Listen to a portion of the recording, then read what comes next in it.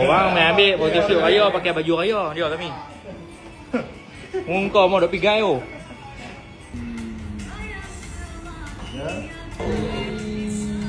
Ya, doa situ doa.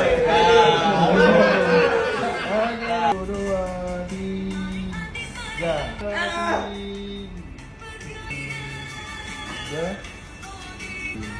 Ya.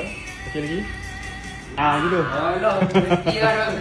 Alah, Peluk. Alright. 1, 2, 3. 1, 2, 3.